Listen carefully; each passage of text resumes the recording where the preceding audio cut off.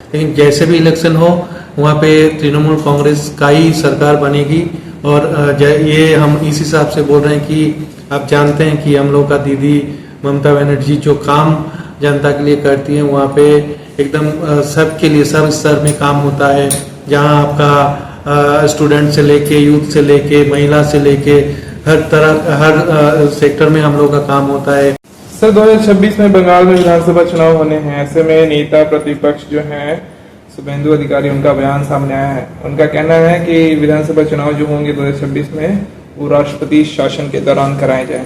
पहला बात है कि जो बात शुभेंदु अधिकारी जी कह रहे हैं ये वही चाहते हैं, वो लोग चाहते हैं कि बंगाल में कैसे आसान बंगाल को किया जाए, कैसे बंगाल का जो अभी का बहुत अच्छा सिचुएशन है, यहाँ सब एक साथ मिल के रहते हैं और बंगाल का प्रशासन भी बहुत अच्छा काम कर रहे हैं, उसको वो लोग नहीं देख पाते हैं और इस हिसाब से वो लोग चाहते हैं कि बंगाल को डिस्टर्ब कैसे किया जाए।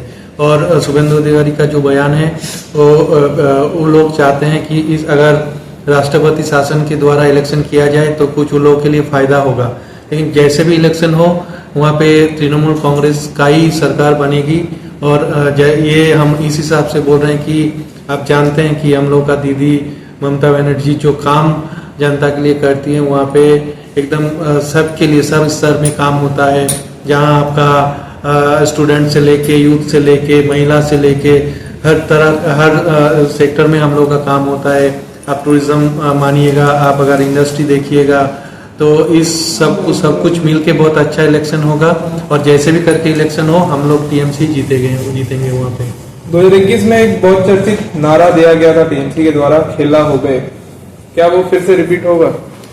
खेला तो हम लोग का ही होता ही है। आप अगर देखिएगा हम लोग जनता के लिए खेलते हैं तो इस हिसाब से ये खेला हो गए नारा जनता के पास पहुंच गया है। जनता बोलते हैं कि खेला हो गए। इस बार सीट बंटवारे का फॉर्मूला क्या होगा? आप लोग इंडिया गठबंधन के हिस्से में हैं और पिछले बार जैसी स्थिति बनी थी क्या वैसी स्थिति तो देखने को नहीं मिलेगी? देखिए ये पार्टी का डिसीजन है, पार्टी ठीक करेगी। जो भी सीट मतलब जो भी होगा अच्छे ही होगा और भले के लिए ही होगा।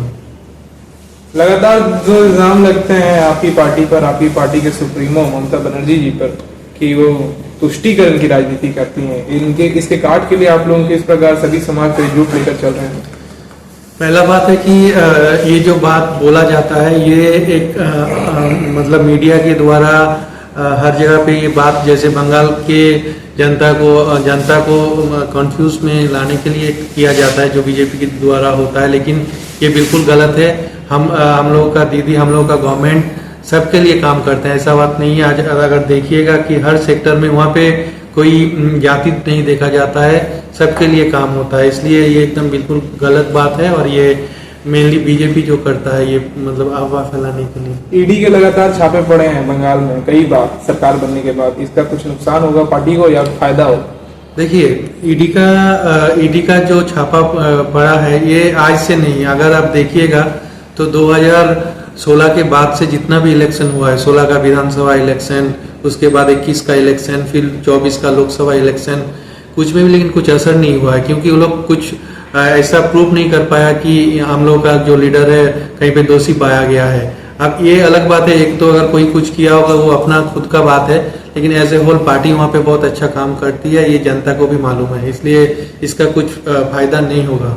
आखिरी सवाल मैं करना चाहूंगा सर आपसे, ऑपरेशन सिंदूर के बाद भारत सरकार ने एक फैसला लिया था जिसमें उनका कहना था कि तमाम पक्ष और विपक्ष से सांसद जो हैं वो भारत से बाहर जाएंगे, विदेशों में जाएंगे और पाकिस्तान का पर्दाफाश करेंगे। ऐसे में आपकी पार्टी के भी सांसद जो अभिषेक बनर्जी जी हैं उनको मौका मिला है बाहर जाने का, क्या खुशी है पार्टी में?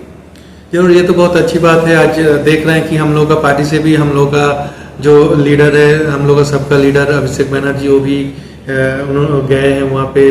और एक ये पूरा देश का जो मैटर है इसलिए यहाँ कुछ पार्टी नहीं देख के एकदम सब एक साथ मिल के देश के भले के लिए और जो काम आज हुआ है ऑपरेशन सिंदूर ये भी देखिएगा तो हम लोगों का पार्टी का सपोर्ट उसमें था कि जो भी हो एक साथ मिल के लड़ा जाएगा, तो ये बहुत अच्छा बात है।